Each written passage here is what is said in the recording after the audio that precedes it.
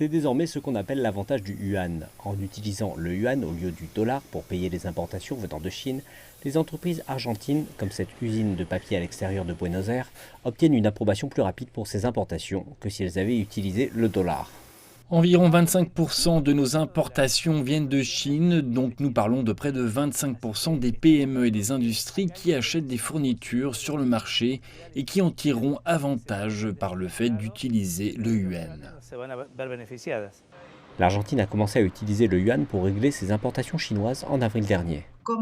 En tant que banque, nous constatons que le niveau des opérations, des paiements et des importations en yuan est plus soutenu.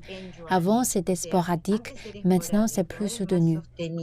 Et l'annonce de recourir au yuan fut une mesure urgente pour résister face au débit de dollars américains.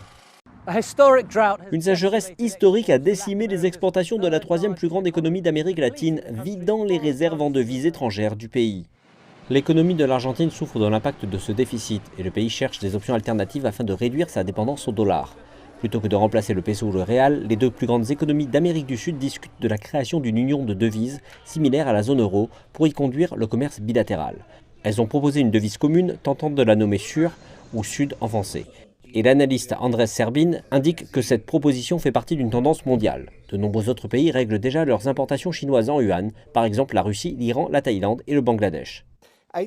Il existe tout un processus par lequel les pays ont d'abord tendance à réduire la quantité de leurs réserves en dollars et à substituer le dollar par d'autres devises nationales dans le cadre de leurs échanges.